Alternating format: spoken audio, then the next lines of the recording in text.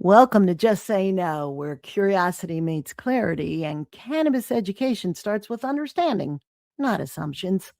I'm your host, Maria Calabrese, founder of Green Bee Life, broadcasting to you from the Inland Empire on KCAA Radio, 1050 AM, 106.5 FM on your dial, or wherever you listen to your favorite podcasts.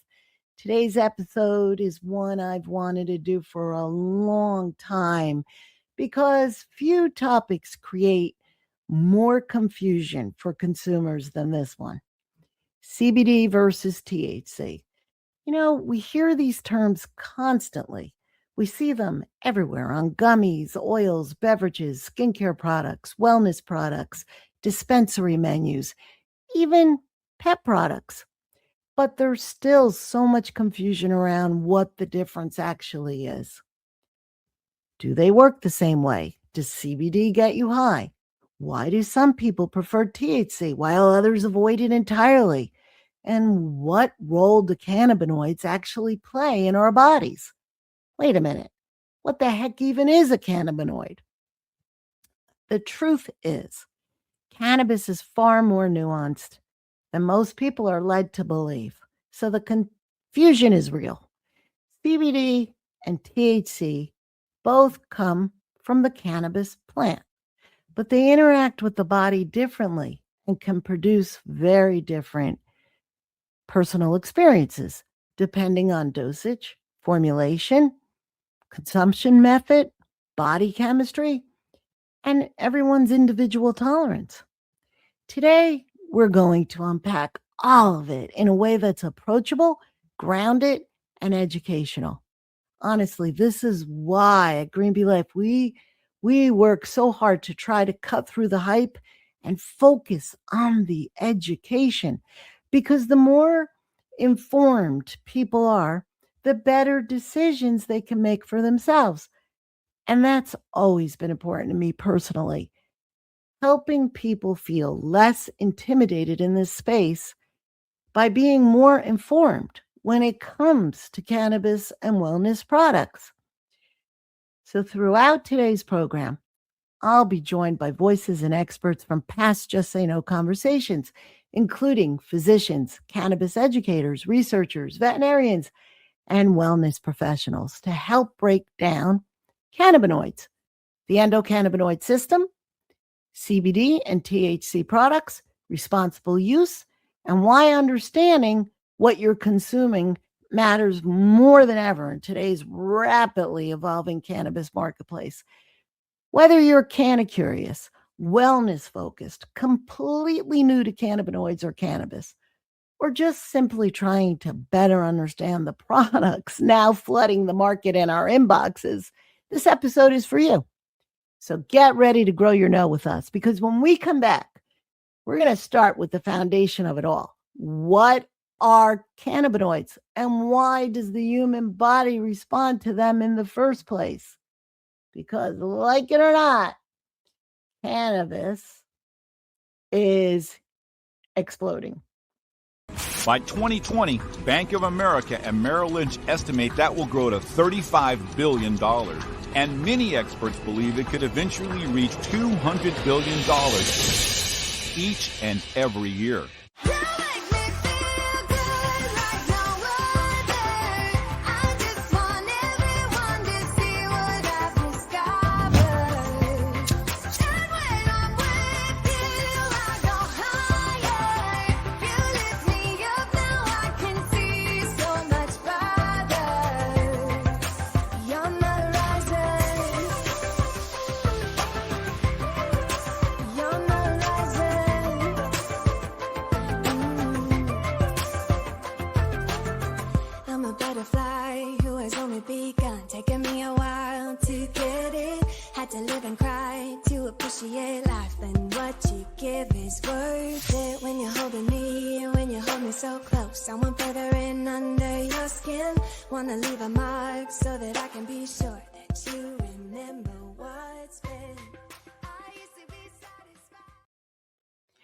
Welcome back to Just Say No.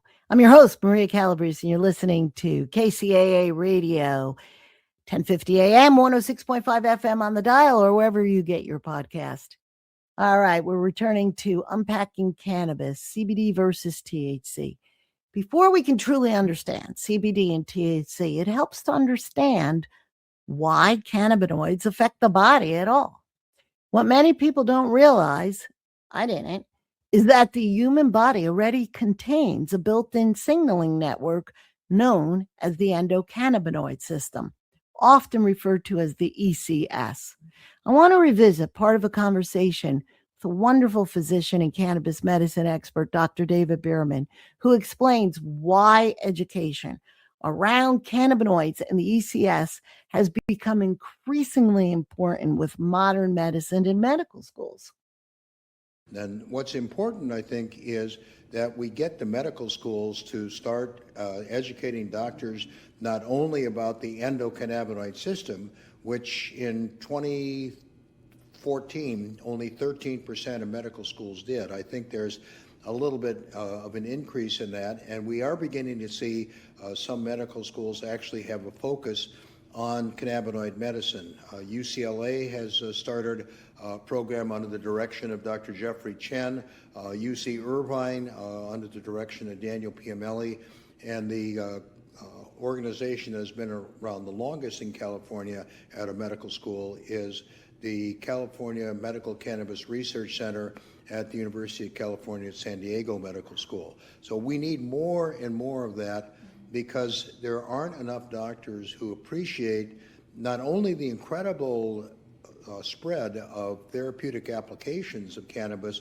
but also its impressive safety and its very mild or modest side effect profile. One of the things that I think is important to know is that there's no one size fits all. It's whatever suits you. And the other thing that I think is worth mentioning that I tell my patients is, just because cannabis was illegal for 75 years doesn't mean that it treats every condition for every person. I mean, some people are going to have some relief from cannabis, some people are going to have a lot, and some people it's not going to benefit them. But the really good thing about cannabis is that it has so few side effects, and the side effects that it has are mild. And all you need to know when you start taking cannabis is to start with a low dose and only slowly increase the dose. Because what I found is that for things like anxiety and attention deficit disorder, that relatively low doses of THC, by which I mean 2.5 to 5 milligrams 2 or 3 times a day, is sufficient to provide that anxiety release, to help with the focus and concentration. And I can't recall anybody that ever complained about dysphoria or even euphoria at 5 milligrams of THC. Basically, we're reinventing pharmacy here.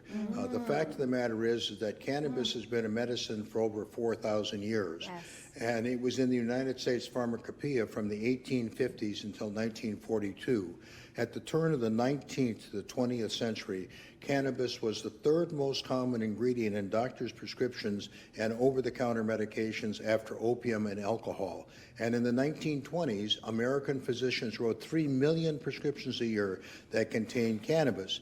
In fact, in 1937, the American Medical Association, in the person of Dr. William C. Woodward, former Commissioner of Health for Washington, D.C., Health Commissioner for Boston, former President of the American Public Health Association, a doctor and an attorney, and the AMA's Chief Legal Counsel since 1924.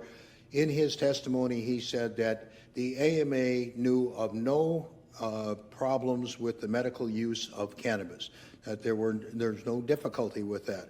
And that was in 1937. And by the way, at that time, there were 25 over-the-counter medications that you could get without a prescription available in pretty much every drugstore in the land. So what we have here is one of the most successful propaganda campaigns in history. The fact that we have used drug policy to marginalize discriminated against people ever since Pope Innocent VI declared that cannabis was a tool of the devil in the 15th century. And he did that because it helped relieve the pain of childbirth from women. And we know that they have that pain because of Eve's sin, right?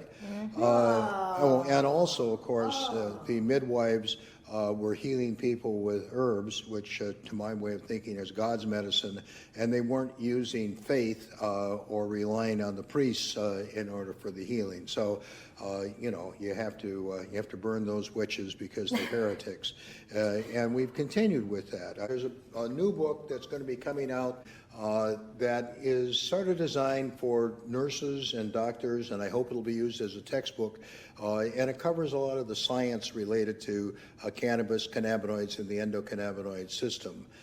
Called Cannabis Medicine, A Guide to the Practice of Cannabinoid Medicine. It's got a lot of science in it, but most of it is readable and understandable. I really appreciate you giving me the opportunity to bring these to the attention of your audience. The American Academy of Cannabinoid Medicine is there to certify those cannabinoid medicine specialists who are practicing good quality medicine. We want to marginalize those doctors like the doc in Venice Beach who has the gal in the bikini out in front saying evaluation is $39.95. Cannabis is a real medicine. It deserves more respect. Yes. Absolutely. We just have to be more proactive, and more doctors need to learn more about the endocannabinoid system, as well as treating humans with cannabinoid therapy. One of the most important takeaways there is that cannabinoid experiences are highly individualized. People ask me all the time, how's it going to make me feel? Well, how's CBD going to make me feel versus THC?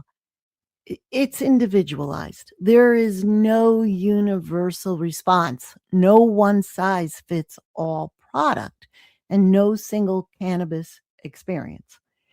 And that's part of why understanding CBD and THC can feel so consuming for so many. It could just feel not consuming, pardon the pun. It can just feel, that's very funny. It could just feel so confusing for consumers. Cannabis contains far more compounds than most people are led to believe. And researchers are still learning how cannabinoids interact with the body and each other. In this next conversation, cannabis educators and advocates Francis Shawalker and Barbie Summers, OG founders of the Mary Jane University, they further the conversation in a really relatable and enjoyable way, and they demonstrate why cannabinoid education is so needed and becoming such an important part of modern culture. Let's have a listen. It really starts with our endocannabinoid system. So everybody has an endocannabinoid system? Yes. Even animals? 'Cause Even I'm seeing animals the pet products. and plants. Plants? Wow. The endocannabinoid system was actually discovered in Israel when they were doing some studies on how does THC work. Israel and Canada are probably the most advanced with studies. Yes, they were allowed to do this research. And, that was the question. How does THC work? And they actually found that we have a system that's indigenous and it's very individual, much like our own fingerprint.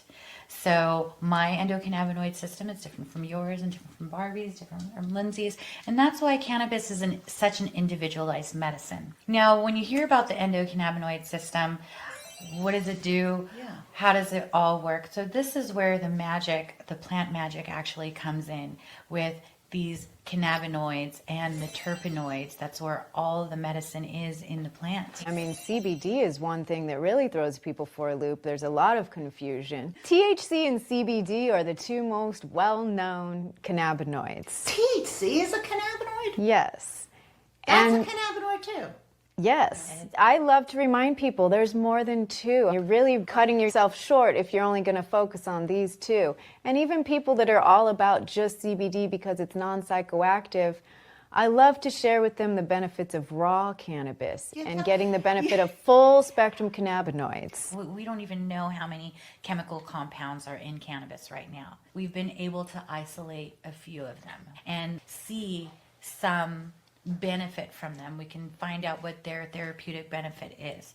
Have you ever had experience with a terpene before? I wouldn't know. Well, let me ask you a question. Have you ever smelled a rose? Yeah, Have you smelled lavender? sure. Then you have plenty of experience with terpenes. So they're not specific to marijuana. No, No. they're how plants talk to each other. What? Yeah. What? Terpenes are in nature. Limonene is what makes a lemon smells like a lemon. Guess what makes lemon haze smell like lemon? Limonene. It's the same terpene.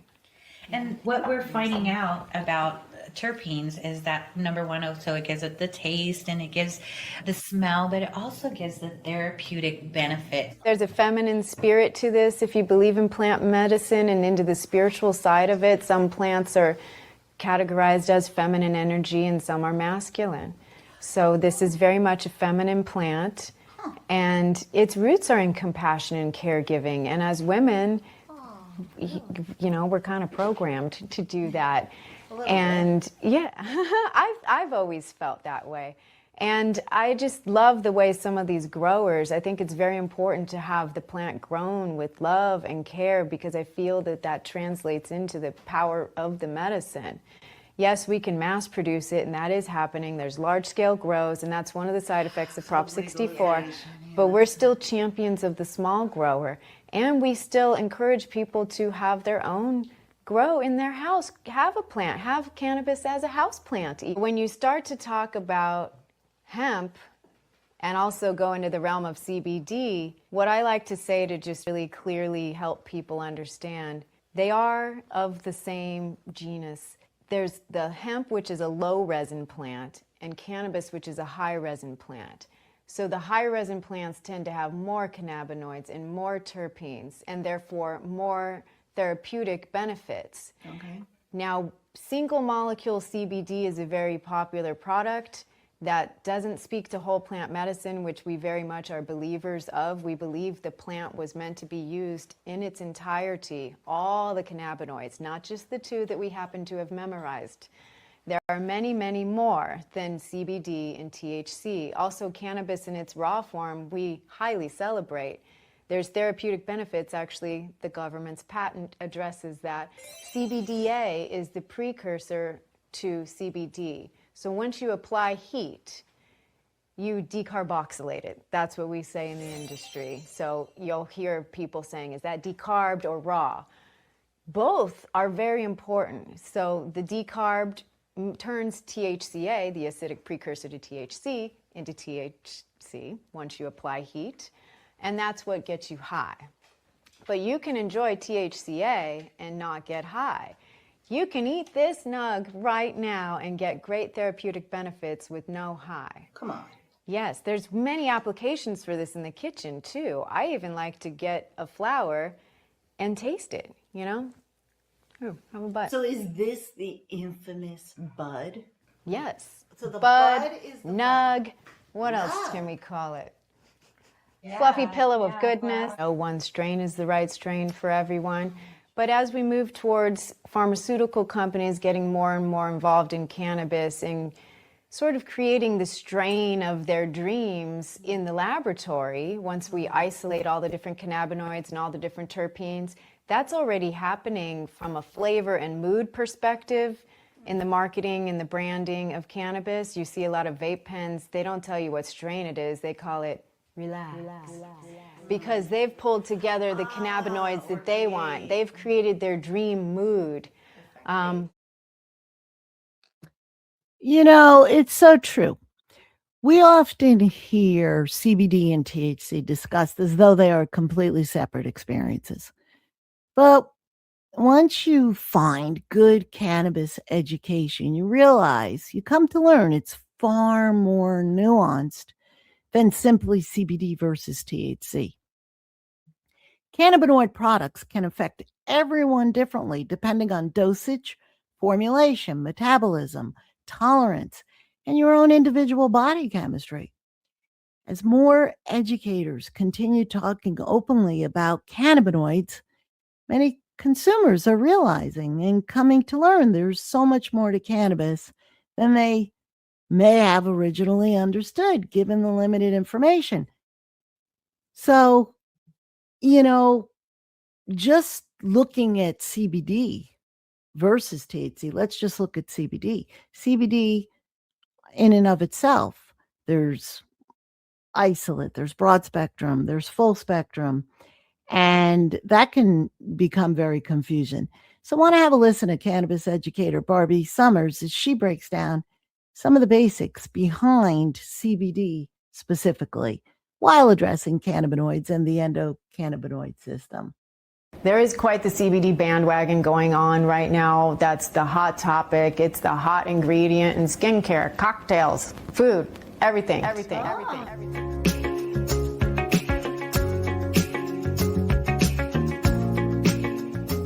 Whether you're new to CBD or have a high-level understanding of how it works, with the explosion of new products coming to market containing CBD as an ingredient, let's face it, it's hard to separate the hemp from the chaff. I'm joined by Barbie Summers, cannabis enthusiast, educator, who is the founder of Mary Jane University and High Dining. So Barbie, thank you for trying this product. I know that you've used cannabis products on your skin for years. Let's just back up and start with, what is CBD? Well, CBD, also known as cannabidiol, is an extracted cannabinoid from the cannabis plant or the hemp plant. It is one of over 140 cannabinoids. THC also happens to be one. So we're still learning about all of them. How do they affect our bodies internally and externally? And it's really an exciting frontier. So how does CBD work? Well, CBD interacts with our endocannabinoid system, which all animals have. And that is a network of receptors in our body that interact with these cannabinoids, as well as the ones that we make endogenously, which are called endocannabinoids. These are phytocannabinoids, which we get from plants. The incorporation of these phytocannabinoids can help bring our bodies into a state of homeostasis. And one of our body's biggest organs is the skin. Exactly.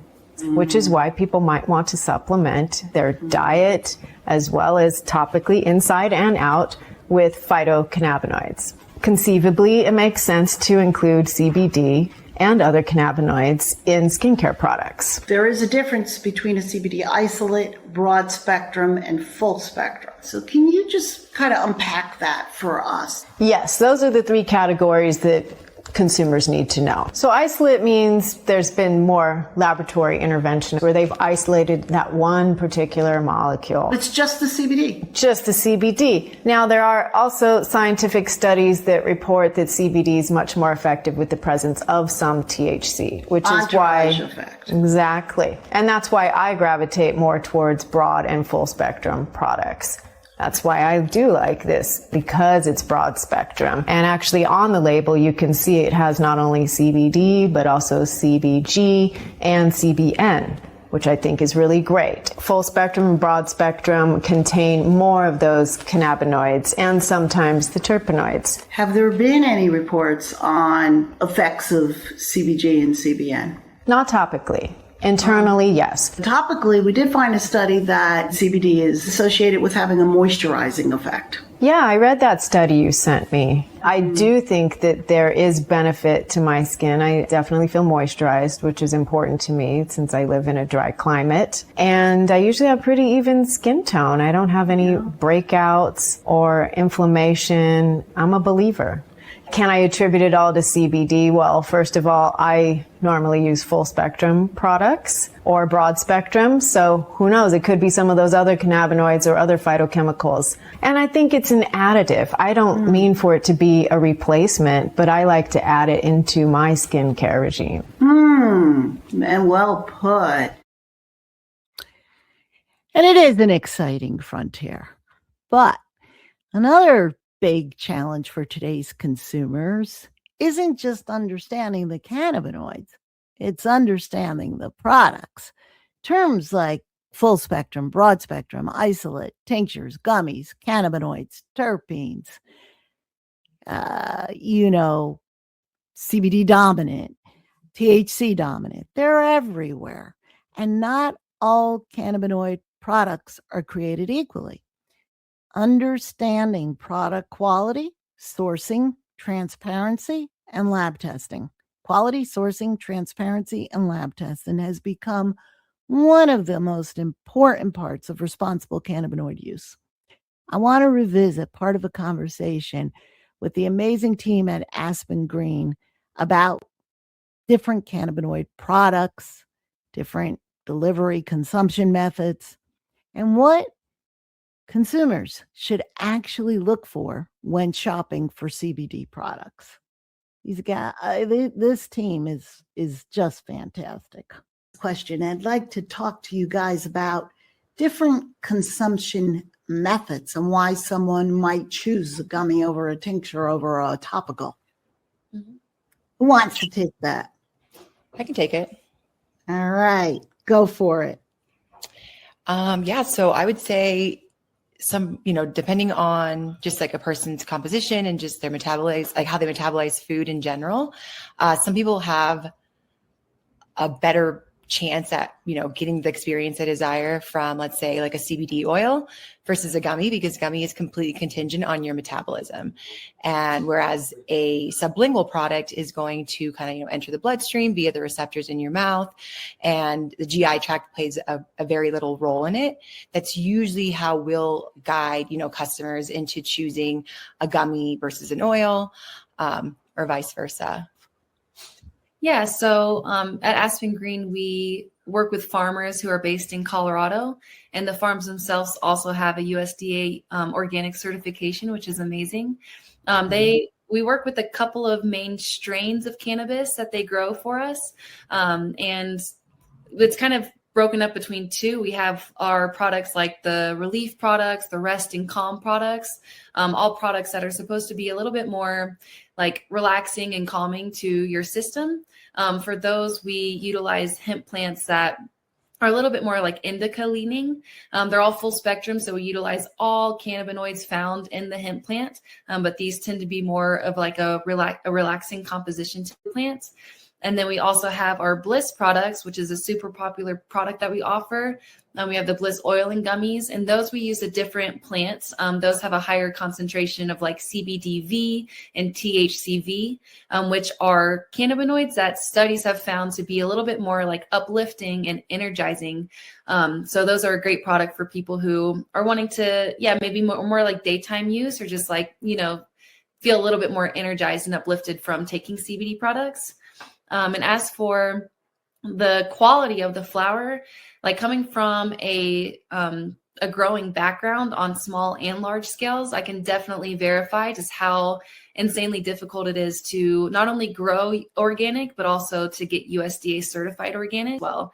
So yeah, USDA organic is no like small feat. And I think it's really cool that we offer that. It's very, very rare, and it's super impressive.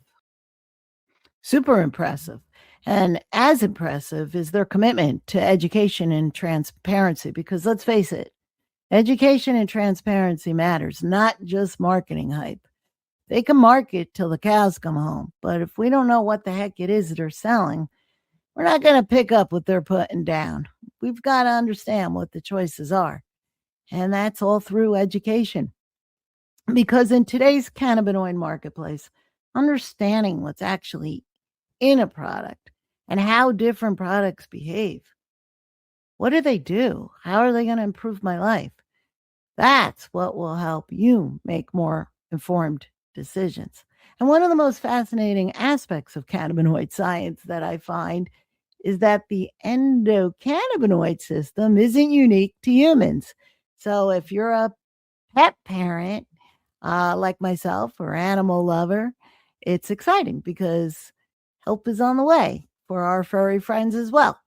Researchers and veterinarians have been studying cannabinoids across the animal kingdom, and leading the charge is veterinarian Dr. Tim Hsu, who's going to explain how cannabinoids interact with the endocannabinoid system throughout much of the animal world, and why scientists continue studying these compounds so closely. How does CBD hemp oil work in the animal's body? So, cannabinoids will interact with a number of different receptors that are all throughout the body, but they will also act with what's called the endocannabinoid system. And so the endocannabinoid system is a bodily system that is intertwined with all other aspects of our physiology and animals as well, because the endocannabinoid system is found throughout the animal kingdom. It exists in dogs, cats, horses, ferrets, pigs, birds, you name it. It doesn't exist in insects, but throughout the animal kingdom, especially all vertebrate animals, it's ubiquitously present. And this system consists of the cannabinoid receptors that cannabinoids bind to, the endocannabinoids that our own bodies produce. So you and I, your dog, we all produce our own cannabinoids within our body. And then the third component of the endocannabinoid system is the enzymes that make and break down these endocannabinoids. So what cannabinoids will do is they interact with this endocannabinoid system and the endocannabinoid receptors to create therapeutic functions and therapeutic benefits. It also interacts with other receptors that are not a part of the endocannabinoid system to help create these therapeutic benefits. So, CBD is really interesting because it's been listed to interact with over 40 different cellular targets. So not just ones within the endocannabinoid system. One example is that it has been shown to interact with the 5-HT1A receptors, which are serotonin receptors.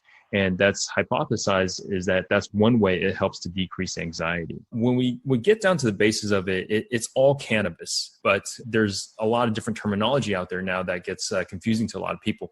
What's marijuana and what's hemp? The easiest way to understand it is that, hemp is now a legal definition. So hemp is cannabis plants that are less than 0.3% THC by dry weight. So when you take the actual plant and you dry it out, if you test it and it has less than 0.3% THC, then that can be classified as hemp. If it has more than 0.3% THC, then that's technically marijuana, even though marijuana is an outdated term, and we tend to use cannabis on the marijuana side, which gets even more confusing. But for us as a company, we separate it as cannabis and hemp, even though technically hemp is cannabis. So we have our Vet CBD cannabis line that has been around since 2015. And then this year we're launching our Vet CBD hemp line, which is going to be available online and in non-dispensary retail outlets. Now, when it comes to product formulation, there's a general category that CBD products can be broken down into. That's full spectrum products, broad spectrum products, and isolate. So, starting with the most simple is what we call isolate. So CBD isolate is just 99+% pure CBD. So when you're using that in a formulation, all you're getting is CBD. You're not really getting any of the other cannabinoids that come from the cannabis plant. Now, on the other terpenes as well, right? Right. So it's pretty much stripped of everything else except just CBD. And then on the other end of that, you have what we call full spectrum products. There's been over 120 different cannabinoids that have been identified. Now, that's not to say that every single plant has all 120 of those cannabinoids, because the largest amount of cannabinoids are found in THC, CBD, CBG, CBC, CBN. And then the other cannabinoids that are found tend to be much, much smaller quantities, if at all. So for example, there's a lot of plants out there that are very, very high THC, but have very little in terms of any other cannabinoids. And then there's other strains out there that can have a really nice full spectrum, whereas they have, a high amount of CBD, they have some THC, some good amounts of CBC and CBG as well. So it also depends on the strain that you're working with. Isolate is on one end, and then on the other end, you have what's called full spectrum. And so full spectrum does contain small amounts of THC, as well as other cannabinoids, usually CBC and CBG and sometimes CBN. And the reason why this is important is because there's been a lot of studies, both preclinical studies in lab animals, in petri dishes or test tubes, but also in humans as well, that have shown that when using a full spectrum product versus an isolate, you actually get greater therapeutic benefits. You're able to use lower doses and you can have fewer side effects than compared to using an isolate. So that's why we use full spectrum products, because you get greater therapeutic benefits from a full spectrum product. We've got the differences between the CBD isolate, the full spectrum, but then a little confusing to viewers and even myself is, what is it that they're marketing in the middle calling broad spectrum? Broad spectrum is essentially the THC taken out. So, broad spectrum, it's done through a chemical process in which the THC is removed out of full spectrum.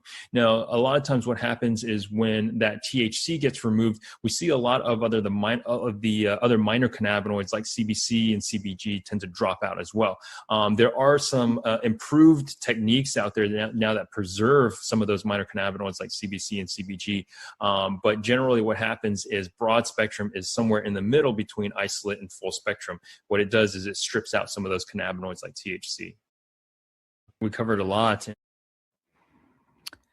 We did cover a lot. And the pet area is so important and near and dear to my heart. And I very much like the vet CBD formulations. I've used them on my dogs, the full spectrum in particular for more severe, older, senior arthritis. So that's an exciting area too. But it's important to understand the choices and to get the right product. So as cannabinoid research continues to evolve, scientists are learning more, not only about cannabinoids themselves, but also how cannabis interacts with our bodies, and more importantly, or most importantly, or as importantly, with our brains, with brain behavior and long-standing cultural perceptions.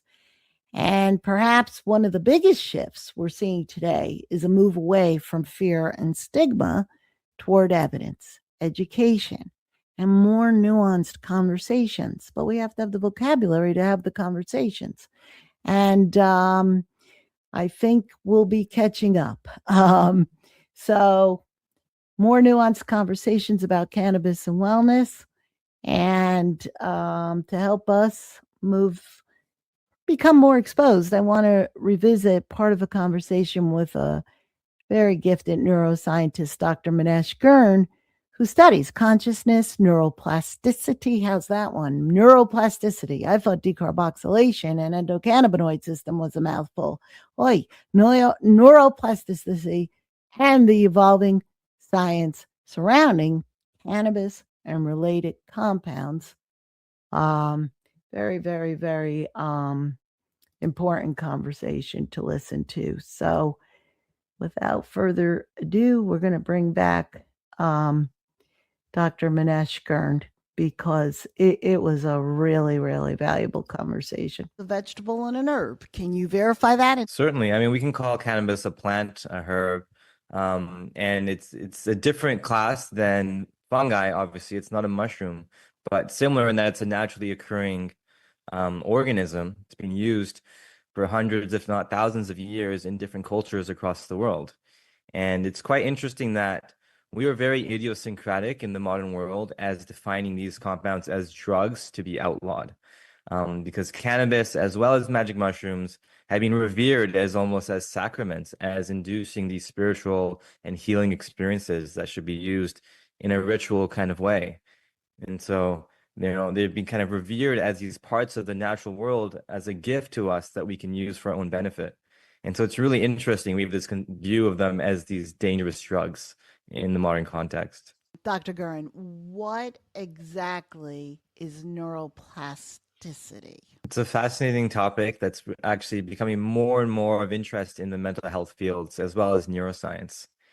So neuroplasticity refers to the brain's ability to change itself, to rewire connections, and to change itself in response to experience, in response to injuries. It allows us to learn. It's involved in a variety of processes.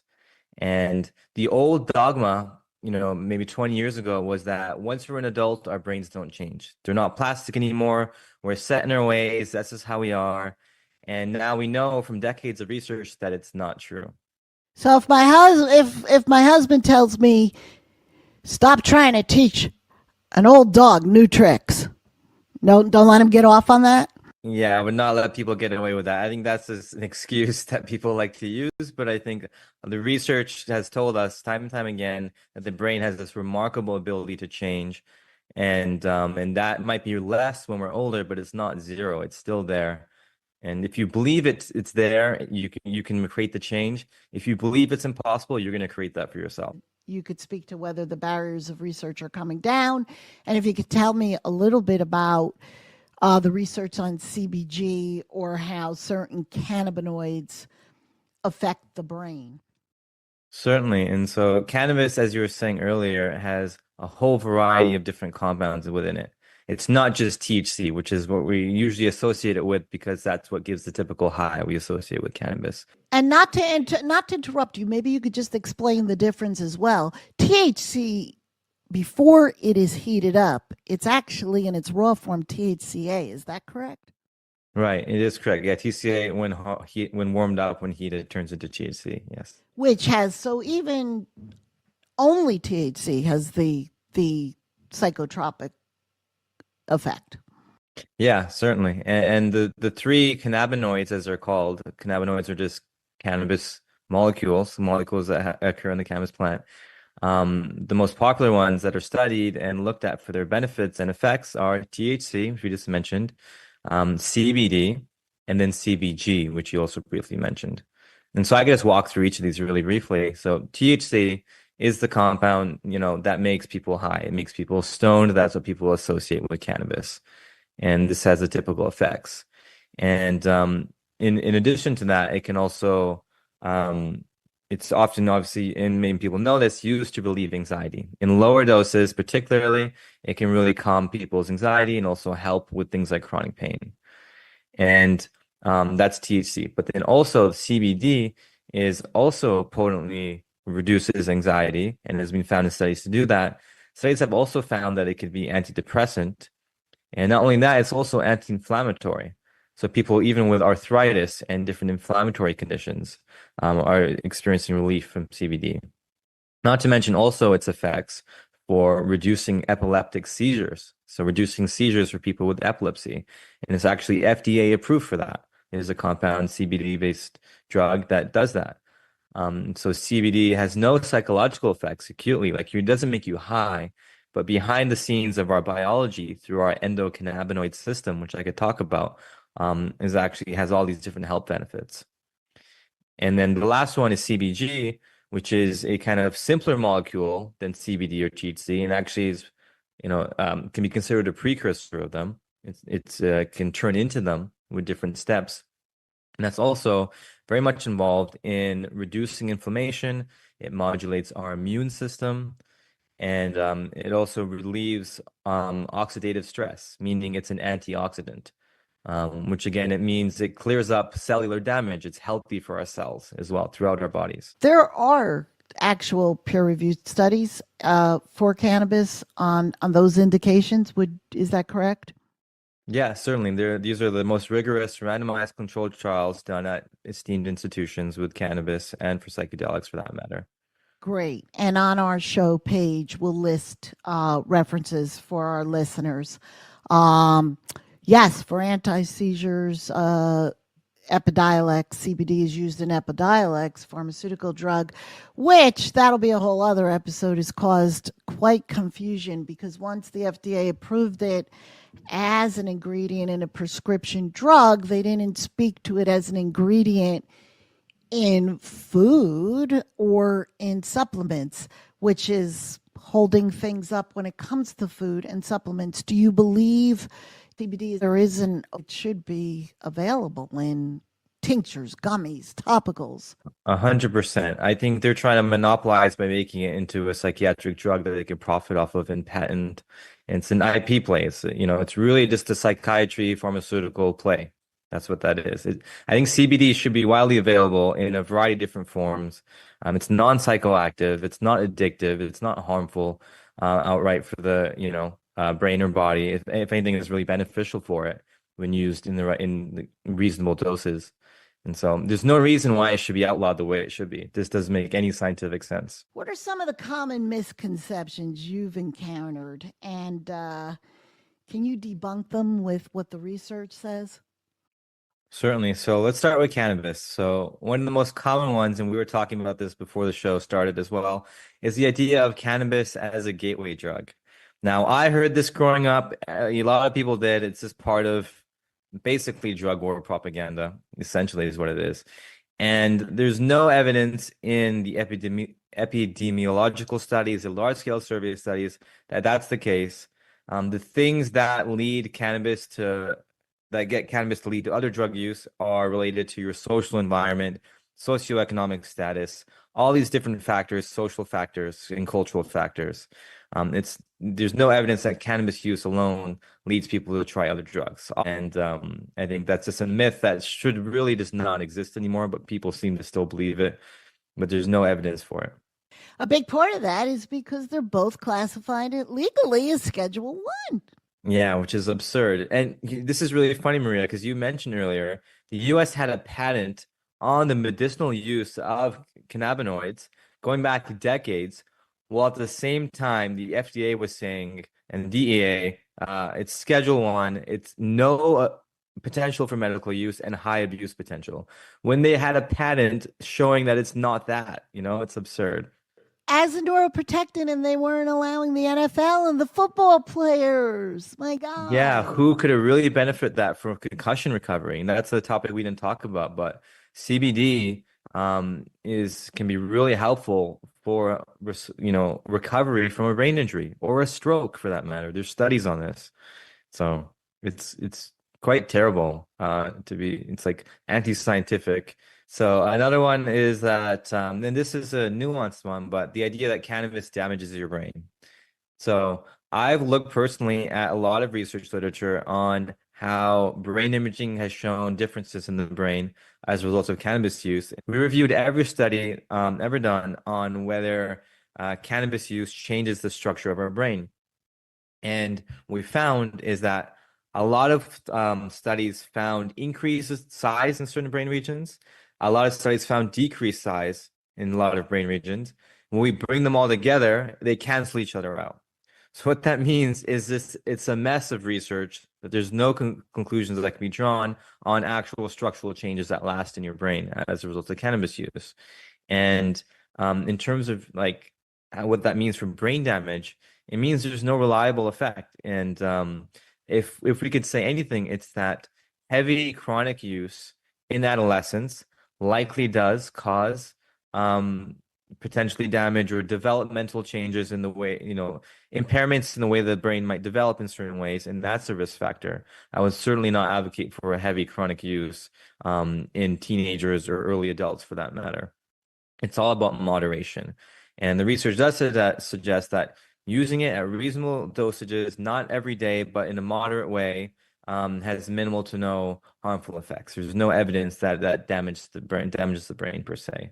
And in fact, as we've been saying, depending on the strain, especially if it's a high CBD ratio strain, it can be even good for the brain. It can even be anti-inflammatory and antioxidant, which are the two things that basically mean neuroprotectant and protecting the health of your neurons. The thing I want to add here, actually important, is that if you look at the effects of alcohol on the brain, the amount of brain damage that alcohol creates, whether you're an adult or an adolescent, is far, far greater than cannabis, because alcohol is directly neurotoxic. Cannabis isn't. Cannabis over time will create changes in your brain and, in a more subtle way. So Willie Nelson's 91 years old, and I could say I don't know how many decades he's been smoking cannabis, but many decades. And thank God it wasn't alcohol. I don't know if he'd be here for his 91st birthday, let alone still doing concerts. Because alcohol also speeds up dementia and Alzheimer's and cognitive decline. Alcohol does that in a way cannabis doesn't. Cannabis can even protect against that. CBD is used to help with people with Alzheimer's. And so these are important distinctions. Alcohol, we like culturally, we're growing up in certain cases, and there's a lot of maturity around these things and awareness. Just, it's hard because that's what you were taught growing up. But I think we need to be open to the facts and what's real and what the science is telling us. Otherwise, we're closing ourselves off from a potentially extremely beneficial, holistic resource for our health, right? Create the change. If you believe it's impossible, you're going to create that for yourself. If you believe it's impossible, you're going to create that for yourself. We don't want to close ourselves off to healthy alternatives, or at least exploring their potential. So, as we begin wrapping up today's conversation, I want to leave you with a few quick takeaways and answer some of the questions I get asked most often about CBD, THC, and cannabinoid products. What's the biggest difference between CBD and THC? THC is the primary psychoactive cannabinoid associated with euphoric, intoxicating effects or the traditional cannabis high, while CBD is generally considered non-intoxicating and is more commonly associated with wellness-focused products. Why do cannabis products affect people differently? Because cannabinoid experiences are highly individualized. Factors like body chemistry, dosage, metabolism, product formulation, tolerance, and delivery method. Consumption method. If you inhale as opposed to ingest, the inhalation goes to the lungs directly to the bloodstream. It has a faster onset. When you consume through digestion, something you eat, an edible, it's got to go through your digestive system and it can take longer for the onset. A topical, different reaction. All of the different factors influence how a product feels from one person to another. Coffee I can't drink after 3 p.m. I know people who can't have it after 12 noon. I know people who take it right before bed. It hits people differently depending on body chemistry, dosage, metabolism, the product formulation, your tolerance level, and how you take it. So this leads us right into why do edibles feel different than smoking or vaping? Well, edibles move through the digestive system first, which means they often take longer to kick in and can sometimes feel stronger or last longer than an inhaled product. That's why the experts recommend starting with low doses and waiting before consuming more. The onset's going to take longer. And, start with a low dose. Don't get impatient. Wait an hour. See how you feel. See how it hits you. If you keep piling it on higher and deeper, oh boy, when it hits, you're not going to be able to back out of it. And the onset does take a little bit longer. What should consumers look for when shopping for cannabinoid products? Well, consumers, you, me, all of us should look for third-party lab testing, transparent ingredients on the labels, cannabinoid potency information. I never buy flower unless it tells me exactly the percentage of THC in the flower or CBD in the flower and is backed by a third-party lab test. And you want to look for reputable brands operating within regulated systems whenever possible. Guys, we have to support the reputable brands that are operating within a tightly regulated, inconsistent system, which costs so much money to do it right. So brands that are well-meaning, that are third-party lab testing, that are using quality ingredients, that are transparent about their ingredients right on their labels, that are transparent and have the cannabinoid potency information backed by third-party lab testing. These are reputable, well-meaning brands. They're doing it right, and they're not incentivized to. Let's put it that way. The cost of compliance makes many, many, many wonderful brands not be able to survive legalization. And some of the best hemp products I've ever seen come and go. I've watched them literally die on the vine on the shelves of warehouses because of such of an inconsistent patchwork of regulations. So again, it all starts with education, and that's what we need. We need to know what we're dealing with, how it could help us, and not, throw the baby out with the bathwater. So what does full spectrum mean? Full spectrum products generally contain multiple cannabinoids and terpenes naturally found in the cannabis plant, rather than isolated CBD alone or CBD and having the THC extracted. It's full spectrum. I like to compare CBD alone to maybe going to a concert and having a violin soloist versus hearing the whole orchestra together, which sometimes highlights the violinist or drowns it out. So That's the entourage effect. So that's full spectrum. What's one of the biggest misconceptions about cannabis? That there's a universal cannabis experience. There's not. And I know everybody, you want to know, how's it going to hit me? How did you feel after you took it? I could feel groggy after having a cup of coffee where someone else can feel energized. There's not a universal cannabis experience. It's very individualized medicine, even though it's used recreationally as well.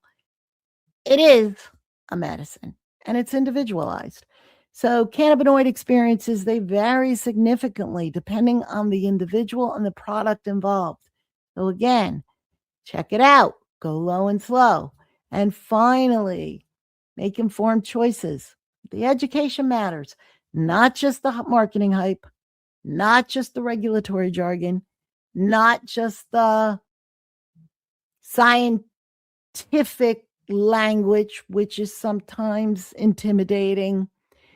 We have to language it in an accessible way so that you can really discern and navigate your cannabis experience to being a good one. Cannabis conversations are evolving quickly. Research is evolving. Product innovation is evolving. And understanding cannabinoids, even at a basic level, can help you make a more informed and intentional decision.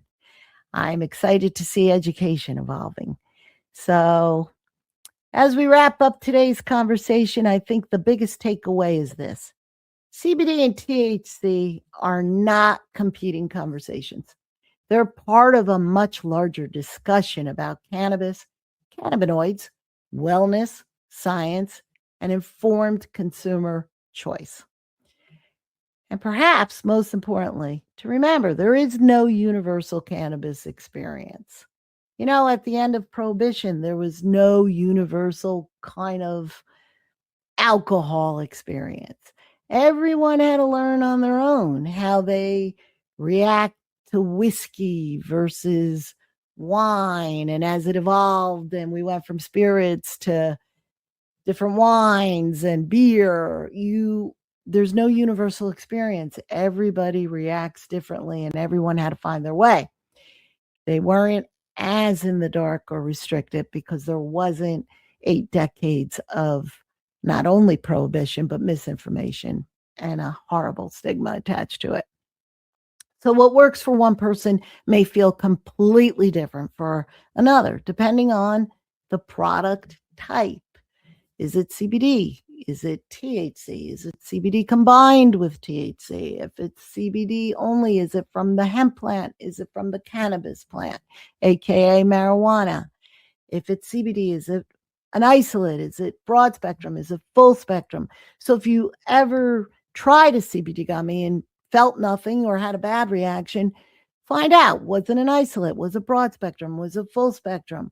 Don't write it off. This takes patience, but it's a very exciting frontier and it's really worth looking into because unlike figuring out, which wine agrees to you, whether a Merlot versus a Chardonnay gives you a headache, this has the real promise of some very, very, very exciting wellness potential. So, and could be the next healthy alternative to drinking less alcohol, taking less prescription drugs. We have to see, but it all starts with education. And there's enough products out there with enough promise, it's worth checking out. So what works for one person may not feel the same for another. It depends on the product type, the dosage, the cannabinoid ratios, your individual body chemistry, and your individual sensitivity. That's why access to clear, reliable consumer information matters. Real, relevant, and rooted in truth. That's what I'm here to do. Because in a marketplace filled with products, marketing, opinions, and misinformation, understanding the basics can help consumers make more thoughtful and informed decisions. I want to thank all of the experts and past guests whose voices helped shape today's special episode. And thank you. And if today's conversation sparked your curiosity, you can continue exploring beginner-friendly cannabis education, wellness insights, recipes, and product guides at greenbeelife.com. Until next time, I'm Maria Calabrese, and this has been Just Say No. Stay informed, stay curious, and always just say no. That's with a K, K-N-O-W. Take care, guys. Just Say No is a Green Bee Life presentation airing live weekly on Friday afternoons from 4 to 5 p.m. Pacific on KCA Radio and KCAA TV. Archived audio episodes are on Green Bee Life, greenbeelife.com, iHeartRadio, Spreaker, and most third-party major platforms. For archived videos, check them out on GBL TV, on Green Bee Life, YouTube, and Rumble. To follow us, our Instagram and Facebook is at Just Say No Radio. To apply to be a guest on the show or for sponsorship and advertising opportunities, go to greenbeelife.com/Just Say No, and feel free to reach out to me, Maria, for any questions. I'm at maria@greenbeelife.com or call me at 818-758-6925.